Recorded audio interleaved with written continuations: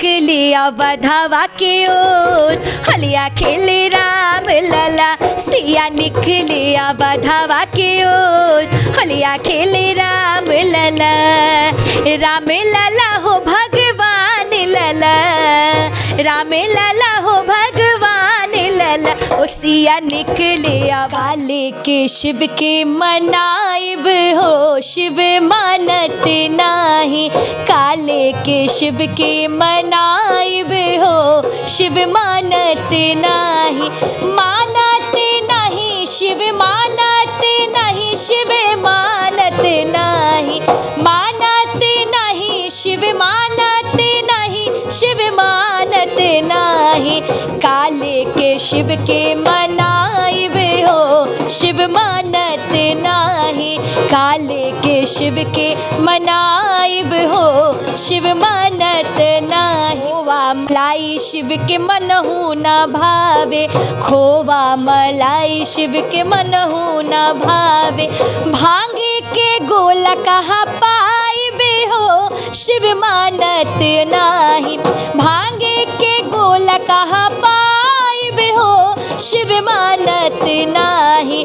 काले के शिव के मनावे हो, शिव मानत नाही। काले के शिव के मनाइब हो, शिव मानत नाही। कहवा से आवेला पियरिया पियरिया लागल झालर रहे। कहवा से आवेला पियरिया पियरिया लागल झालर रहे। ललना कहवा से आवेला सिंघोरावा सिंघोरवा भरल से नूर रहे। ललना कहवा से आवेला सिंघोरावा सिंघोरवा भरल से नूर रहे। नैहरा से आवेला पियरिया पियरिया लागल झालर रहे। नैहरा से आवेला पियरिया पियरिया लागल झालर रहे। ललना ससुरा से आवेला सिंघोरावा सिंघोरवा भरल से नूर रहे। बिहार में जब लोकगीत की बात आती है, संस्कृति की बात आती है, तो अश्लीलता शब्द जरूर आपको सुनने को मिलता होगा, क्योंकि बिहारी होने का एक दंश अश्लीलता से जुड़ा हुआ होता है। लेकिन मुजफ्फरपुर की एक बेटी वैष्णवी एकता से आज हम खास बातचीत करेंगे पूरे संगीत प्रकरण पे कि आखिर संगीत की दुनिया में उनका कदम कब पड़ा। और कह रहे इनसे जब शुरू में मैंने बात किया ऑफ कैमरा तो उन्होंने बताया कि 6 साल की उम्र में संगीत की तरफ रुझान आया और कहीं ना कहीं बिग गंगा टीवी होते हुए आज मुजफ्फरपुर में युवाओं की टोली को एकजुट कर संगीत की दुनिया में लाने का प्रयास इनका बहुत सार्थक दिख रहा है। खास बातचीत करेंगे पूरे रूपरेखा पे कि आखिर ये प्रयास कहाँ से शुरू हुआ और कहाँ तक इनकी मंजिल है। वैष्णवी जी सबसे पहले आपका स्वागत है। बहुत बहुत धन्यवाद। अभी जितने दर्शक हमें देख रहे हैं सभी का बहुत बहुत स्वागत। एक सवाल कहीं ना आपने कहा कि 6 साल की उम्र में संगीत की दुनिया में झुकाव आया, आपका फैमिली से सपोर्ट मिला, कैसे ज़रा पूरी तरह रूपरेखा बताइए। दरअसल मेरे पिताजी और माँ मतलब दोनों बहुत संगीत में ये कह सकते हैं, जो कि मेरे ख़ानदान में जितने भी लोग हैं वो संगीत से जुड़े नहीं हैं, लेकिन संगीत सुनना किसे नहीं पसंद है।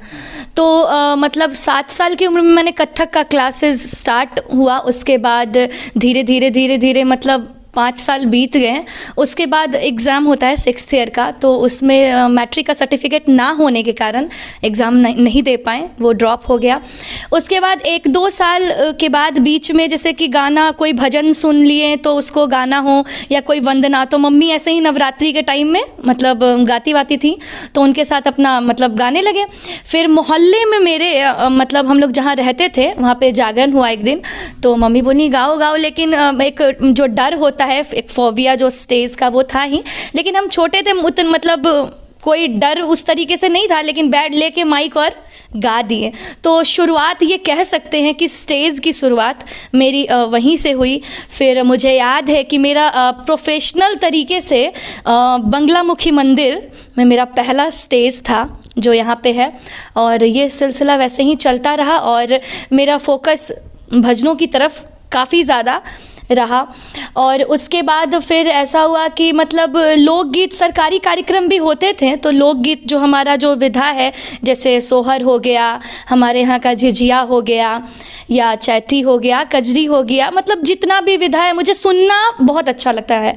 जैसे वो वेस्टर्न जैसे गाने आजकल युवाओं को बहुत ज़्यादा पसंद है, तो मुझे ये सब बहुत पसंद है और शुरू से रहा है ये पसंद। तो आपका बात कुछ 2-3 पहलू में बटेगा। एक पहलू होगा कि बहुत कम उम्र में और गांव के प्रक्षेप में बड़े होना और फिर संगीत में आना है। दूसरा होगा कि कहीं ना कहीं संगीत में इतना आप संघर्ष कर रहे हैं, और चूँकि बिग गंगा से आए और शहर में हैं और लोकगीत गाते हैं, और शहर के अब तो आपने शुरुआत कर दी है कि लोगों को और जोड़ रहे हैं। कहाँ तक लग रहा है कि कहीं ना कहीं इसमें एक बिहारी होने का दंश मिलता है क्या? देखिए, सबसे पहली बात है तो मैं तो ये बताना चाहूँगी कि मुझे पहले थोड़ा सा लगता था कि मैं जिस जगह से हूँ वो कहीं ना कहीं लोग उसे हीन भावना से कह सकते हैं, अरे बिहारी है, अरे कहीं बाहर जाने पे। तो ये मुझे 5-6 साल पहले तक ये फील होता था कि थोड़ा सा कहीं ना कहीं कि नहीं, अरे मतलब नहीं कुछ है। लेकिन अब मुझे बहुत प्राउड होता है। मैं अभी लास्ट ईयर जब यूथ फेस्टिवल हो रहा था, तो मुझे याद है मैं गई वहाँ पे, और जितने यूथ थे वहाँ पे उनको देखा, तो एक पॉजिटिव एनर्जी जो होता है ना कि नहीं भाई, अपने लोक संस्कृति के लिए युवा लड़ रहे हैं, युवा आगे ला रहे हैं, लेकिन हमारे यहाँ की जो संस्कृति है उसको बढ़ाने के लिए बहुत सारे लोग हैं, लेकिन वो कम पड़ रहे हैं। और यहाँ जो आजकल जो एक माहौल बना हुआ है, जो बाहर के लोग हैं वही समझ रहे हैं। मैंने कितने मंचों पे मैंने देखा है कि लोग भोजपुरी सुनना बहुत ज़्यादा पसंद भी करते हैं। कुछ घर में भी मैंने कार्यक्रम किया वहाँ की, नहीं भोजपुरी नहीं गाना है, क्योंकि वो समझते हैं कि नहीं ये मतलब अश्लील कुछ हो जाएगा इस तरीके से। तो वो एक्चुअली में तो वैसा है नहीं। तो ये जानकारी रखने की बहुत ज़्यादा ज़रूरत है, और ख़ासकर युवाओं को, क्योंकि आगे फिसल भी रहे हैं युवा ही, तो वो अगर आगे आएंगे तो कम से कम आगे की पीढ़ी जो होगी उनको मतलब सुनने को मिलेगा, वरना तो नहीं सुनने को मिलेगा कि हमारी लोक संस्कृति क्या है, चैता क्या है, कजरी क्या है, झिझिया क्या है। बिल्कुल हो रही है, बहुत सारे लोग हैं इसमें जो आगे बढ़ रहे हैं। तो मेरा भी यही था कि भजन तो मेरा चल ही रहा था, लेकिन फिर मैं जब वहाँ से आई तो मेरा पहला मतलब ये था कि नहीं मैं कुछ करूं कि मतलब कुछ लगे कि नहीं अलग हो रहा है, कुछ और लोग जुड़ें। तो मैंने यूट्यूब पे एक चैनल बनाया, इजोर को बनाया। उस वक्त मैं अकेली थी। मैं यहाँ से गई गोरखपुर, चूँकि मुझे यहाँ लग रहा था कि नहीं पता नहीं क्या है नहीं है, लेकिन जैसे जैसे कांटेक्ट हुआ मैं गोरखपुर गई। वहाँ पे मैंने ऑडियो वीडियो दोनों रिकॉर्ड किया। होली का समय था, अभी होली का समय आने वाला है, ठीक 1 वर्ष हो जाएगा मेरे इजोर को। तो मैंने अकेले पूरे उस वीडियो में देखिएगा, मैं अकेले थी और मैंने गाया भी अकेले, और उस मतलब गाने को किया, और पारंपरिक थी रंगवा औरी अबीर, तो उसको किया।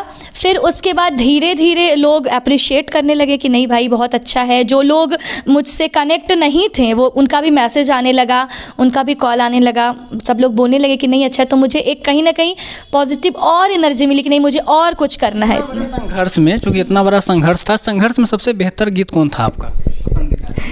बेहतर गीत तो मुझे मतलब ये कुछ कहा नहीं जा सकता है। मुझे शारदा सिन्हा जी और मालिनी अवस्थी जी को सुनना बहुत पसंद है, और ये आप कह सकते हैं कि उनको सुनकर और मुझे बहुत अच्छा लगता है और सीखने को भी मिलता है। तो एक पारंपरिक गीत है जगदम्बा घर में दिया राम, मैं हर मंच पे कोशिश करती हूँ। जरा मुजफ्फरपुर नाव के दर्शक को भी सुना दीजिए। अरे बिल्कुल, स्केल ले लो, डी शार्प। जगदम्बा घर में दियरा बार अइली है, जगदम्बा घर में दियरा बार अइली है, जग तारन घर में दियरा बार अइली है, जगदम्बा घर में दियरा। सोनी सुराही गंगा जल पानी, सोने सुराही गंगा जल पानी, मैया के चरण पखार अइली है हम, मैया के चरण पखार अइली है जगदम्बा घर में दियरा बार अइली है जग तारन घर में दियरा। बहुत बढ़िया। अच्छा एक चीज़ बताइए, बिग गंगा में आप गए थे, बिग गंगा से मुजफ्फरपुर में आए और आपने एक यहाँ पे अब युवाओं के जो संगीत की दुनिया में जो रुचि रखते हैं उनको आप जोड़ रहे हैं, कैसा अनुभूति होता है? बहुत अच्छा लगता है। जब मैं बिग गंगा में भक्ति सम्राट में गई थी तो उस वक्त का भी कुछ वैसा ही था कि मैं फोकस नहीं थी। मैंने वहीं जाके मतलब एक होता है ना, एक कलाकार जो होता है उसको कह सकते हैं कि आप वो मस्त मौला होता है, उसको आप बांध नहीं सकते हैं कि अभी ही गाना है। एक होता है ना कि आप कहीं काम करने जाएंगे किसी के यहाँ पे तो आपको उसके हिसाब का से चलना पड़ेगा, लेकिन इसमें तो कुछ वैसा ही नहीं है। मैं बस ऐसे ही गई, कार्यक्रम से ही वापस आई थी और पटना में ऑडिशन था मेरी। ये कह सकते हैं कि मेरी माँ को बहुत ये था कि नहीं टीवी पे दिखना है, चूँकि दूरदर्शन का पहले भी बहुत सारा कार्यक्रम हम कर चुके थे, लेकिन उनको था कि नहीं ये भजन का कार्यक्रम है तो इसमें तुमको जाना चाहिए। मैंने इग्नोर किया, अरे रियलिटी शो है, जान ही रहे हैं कि क्या होता है नहीं है। लेकिन फिर अचानक से क्या हुआ, सब लोग जा रहे थे तो हम भी सोचे कि ठीक है देते हैं ऑडिशन। पहला ऐसा नॉर्मल सा 3 राउंड यहाँ पटना में था, नॉर्मल से मतलब ऑडिशन में मुझे नॉर्मली मैंने फील करके मतलब बहुत फोकस नहीं थी, लेकिन हो गया सिलेक्शन। फिर यहाँ से दिल्ली गई, दिल्ली जाने के बाद 20-25 दिन रही, लेकिन वहाँ मुझे बहुत कुछ सीखने को मिला। मतलब एक जो एक माहौल होता है संगीत का, और बहुत सारी चीज़ें सीखने को भी मिली, बहुत सारे लोगों से मिली, बहुत सारी जानकारियाँ भी मिली। उसके बाद आके मुझे लगता है कि मैंने बहुत सारे प्रोग्राम्स भी किए और एक अलग इमेज जो बनना होता है वो मेरा बना। अभी लगातार फिर मैंने सोचा कि नहीं अब कुछ अलग इट मीन कि भजन को छोड़कर, वो तो मेरे साथ है ही, लेकिन लोक गीतों की तरफ मेरा रुझान फिर और बढ़ने लगा। चूँकि मैं गाती थी तो लोग बोलते थे कि नहीं इसको भी करना चाहिए, तो फिर लेकिन मैं मंच अभी भी सोचती हूँ कि मैं लोकगीत का मंच अभी भी ना करूँ, क्योंकि अभी जो माहौल है वो जो सुनते हैं वो भी सोचते हैं कि नहीं उसी तरीके का होगा।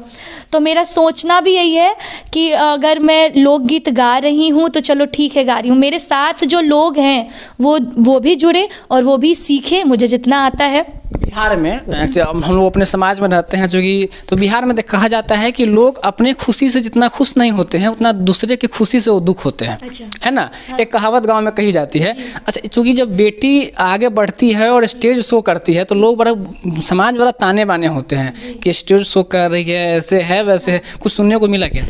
देखिए, सुनने को बोलने वाले तो बोलते हैं, लेकिन मैंने इन सब चीज़ों पे कभी ध्यान नहीं दिया है। अगर ध्यान दी रहती तो अभी यहाँ आपसे बैठ के बात नहीं कर रही थी, और बहुत कुछ आगे सोच रखा है जिसको पूरा करना है और मुझे उम्मीद है कि ज़रूर होगा पूरा।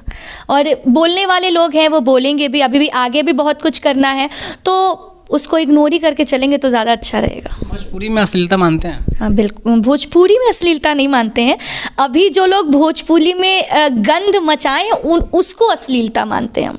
भोजपुरी बहुत अच्छा है, आप सुनेंगे तो आपको भी बहुत अच्छा लगेगा। आप भी सुनते होंगे अपने मतलब जो एक सबसे पहले तो आप यही देखते होंगे कि जब एक बच्चा जन्म लेता है तो लोग सोहर गाते हैं, लोग बधाई गाते हैं। तो जन्म की शुरुआत जो होती है एक इंसान की, वही संगीतमय होती है, तो उसको आप कैसे अश्लील कह सकते हैं? दो पहलू होता है, अश्लीलता में भी दो पहलू होता है। अभी जितना भोजपुरी गाना आता है सब डबल मीनिंग रहता है। जी, ये तो है ही कि दो अर्थी लोग लिख रहे हैं, दो अर्थी लोग गा रहे हैं। तो मुझे तो ऐसा लगता है कि आप अगर खाने को बहुत अच्छे से परोसिएगा तो आप परोसना बंद कर दीजिए या फिर लोगों को भी सुनना बंद कर देना चाहिए। तो ये सिर्फ कहने भर की बातें नहीं होनी चाहिए, इसके लिए युवाओं को भी आगे आना चाहिए। एक सोहर जरा। हाँ बिल्कुल, मैं सुनाऊंगी। सोहर बच्चे का जब जन्म होता है तो बहुत ही खुशनुमा माहौल होता है, तो हम लोग अभी एक तैयारी भी कर रहे थे, आइए आपको वही सुनाते हैं। कहवा से आवेला पियरिया पियरिया लागल झालर रहे, कहवा से आवेला पियरिया पियरिया लागल झालर रहे, ललना कहवा से आवेला सिंघोरावा सिंघोरवा भरल से नूर रहे, ललना कहाँ माँ से आवेला सिंघोरावा सिंघोरवा भरल से नूर है नैहर से आवेला पियरिया पियरिया लागल झालर है नैहर से आवेला पियरिया पियरिया लागल झालर है ललना ससुरा से आवेला सिंघोरावा सिंघोरवा भरल से नूर है ललना ससुरा से आवेला सिंघोरावा सिंघोरवा भरल से नूर है बधैया मांगने आए हैं जी रुपैया मांगने आए हैं जी बधैया मांगने आए हैं जी रुपैया मांगने आए हैं जी के लुटावे ले अनधाना सोनामा के लुटावे ले के लुटावे ले अनधाना सोना माता के लुटावे हाथ के कंगन माता के लुटावे हाथ के कंगन माँ बधैया मांगने आए हैं जी रुपैया मांगने आए हैं जी बाबा लुटावे ले अनधाना सोना माँ बाबा लुटावे ले बाबा लुटावे ले अनधाना सोना दादी लुटावे हाथ के कंगन माता दादी लुटावे हाथ के कंगन माँ बधैया मांगने आए हैं जी रुपैया मांगने आए हैं जी। शिवरात्रि पर आधारित गाना सुना दीजिए। अरे बिल्कुल।